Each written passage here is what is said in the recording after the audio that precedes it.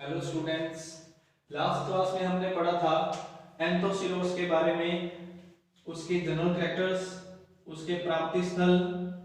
फिर हमने इसके बारे में पढ़ा था कि उसके अंदर जनन कौन कौन से पाए जाते हैं। जनन के बाद हमने ये पढ़ा था कि पहला प्रकार का पाया जाता है उसमें कायिक जनन। कायिक जनन के कल हमने कंप्लीट कर लिया था और आज हम करेंगे उसका लैंगिक जनन यानी कि सेक्सुअल रिप्रोडक्शन। कल हमने वेजिटेटिव रिप्रोडक्शन पढ़ लिया था, तो आज शुरू करते हैं लैंगिक जनन यानी कि सेक्सुअल रिप्रोडक्शन। तो सबसे पहले हमें ये पता होना चाहिए कि जो एंथोसिलोस होता है वो एक लिंगाशयी एवं उभयलिंगाशयी यानी कि उसके अंदर जो एंथोसिलोस का पादप है उसके ऊपर केवल मेल रिप्रोडक्टिव ऑर्गन्स ही हो सकते हैं या फिर मेल प्लस फीमेल, ये दोनों रिप्रोडक्टिव ऑर्गन हो सकते हैं। तो अगर दोनों ऑर्गन्स होंगे, मेल प्लस फीमेल होगा तो वो उभयलिंगाशयी कहलाएगा, और यदि उनके ऊपर मेल या फीमेल दोनों में से कोई एक होगा तो वो एक लिंगाश्रयी पादप कहलाएगा। अब हम देखते हैं जो जननांग होते हैं यानी कि जो रिप्रोडक्टिव ऑर्गन होते हैं वो शुक्राणु के अंदर धसे रहते हैं। शुक्राणु का मतलब होता है पादप शरीर के अंदर, पादप शुक्राणु के अंदर धसे रहते हैं, बाहर नहीं निकले रहते, उसके अंदर पाए जाते हैं, शुक्राणु के अंदर कह सकते हैं। ठीक है जी।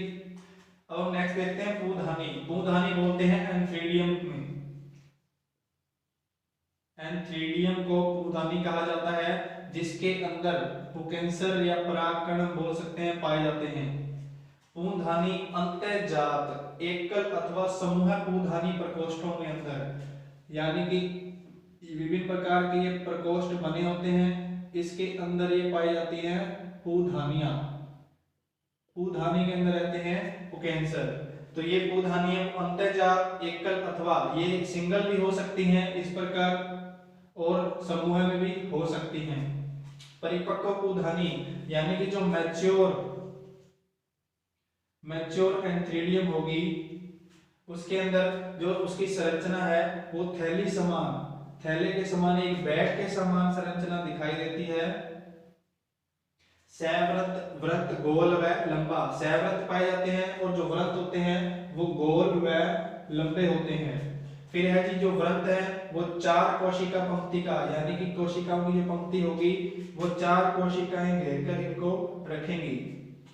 पूधानी की आवरण यानी कि जो पूधानी के बाहर जो लेयरिंग होगी, बाहर का जो आउटर लेयरिंग होगा वो उस सेल के अंदर हरित लवक भी, उनके अंदर हरित लवक यानी कि क्लोरोप्लास्ट पाया जाएगा जो क्या करता है प्रकाश संश्लेषण की क्रिया करेगा और जिससे भोजन निर्माण होता रहेगा, जिससे इनके अंदर भोजन की प्राप्ति होती रहेगी। जो परिपक्व पूधानी होती है उसके आवरण के अंदर पूमणु मात्र कोशिकाएं पाई जाती हैं। जो परिपक्व पूधानी होगी यानी कि जो मैच्योर एंथ्रीडियम होगा उसके अंदर पूमणु यानी कि मात्र का मतलब है मदर सेल्स पाई जाएगी जो क्या करेंगी नए पूमणुओं का क्या करेंगी निर्माण करती रहेंगी, उनको जन्म करने का काम करेगी। तो इस प्रकार इनके अंदर लैंगिक जनन होता है।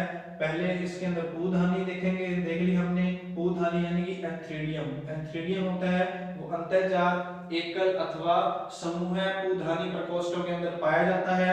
फिर हमने पढ़ा कि परिपक्व पूधानी यानी कि जो मैच्योर एंथ्रीडियम होती है वो थैली के समान दिखाई देती है और इसके चारों ओर वृत्त पाए जाते हैं। वृत्त गोल व लंबा होता है। जो एक वृत्त होता है वो 4 कोशिकाओं से मिलकर घिरा रहता है। जो पूधानी की जो आवरण है आउटर लेयरिंग होती है इसके अंदर क्लोरोप्लास्ट पाया जाता है जो क्या करता है भोजन निर्माण काम करता है, किसके द्वारा फोटोसिंथेसिस के द्वारा। हमें ये बात पता है कि हरित लवक जहां पाया जाता है वो सदैव प्रकाश संश्लेषण यानी कि फोटोसिंथेसिस के काम करता है जिसके द्वारा भोजन का निर्माण किया जाता है। फिर है जी मैच्योर एंथ्रीडियम के अंदर जो आवरण होता है उसके अंदर मात्र कोशिकाएं पूमणु मात्र कोशिकाएं यानी कि पाई जाती हैं मदर सेल्स। मदर सेल्स से फिर आगे डॉटर सेल्स बनती हैं, यानी कि जो नए पूधानियों का निर्माण, पूमणु का निर्माण होता है।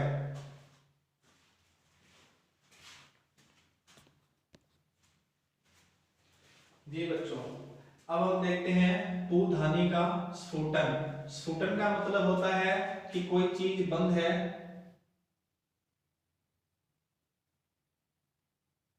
उसमें अलग अलग प्रकार की प्रकोष्ठ पाए जाते हैं, तब परिपक्व होने के बाद उसका खुल जाना, उसका फट जाना।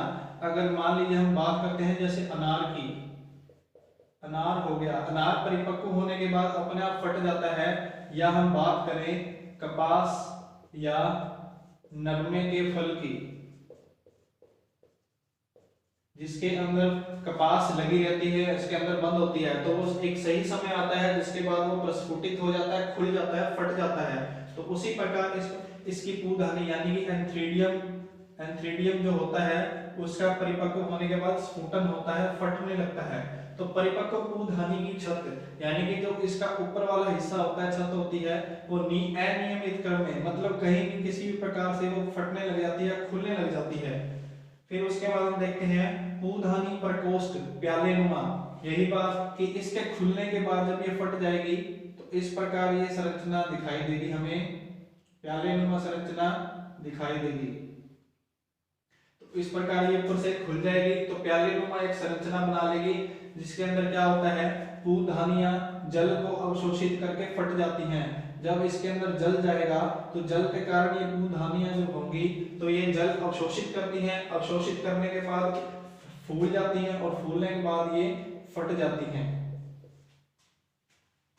फिर है जी पूप कोशिकाएं जल सतह पर फैल जाती हैं, यानी कि जो इसके अंदर सेल्स होती हैं, जो पूधानियों के अंदर जो कोशिकाएं होती हैं, सेल्स होती हैं, पूप कोशिकाएं होती हैं, वो जल सतह पे तैरने लग जाती है, फैल जाती हैं। क्योंकि आपको पता है जल होगा तो जल पे हल्की होने के कारण ये ऊपर जल के ऊपर ऐसे अनियमित रूप में तैरने लग जाएंगी। इनकी जो भित्तियां होती हैं वो भी फट जाती हैं।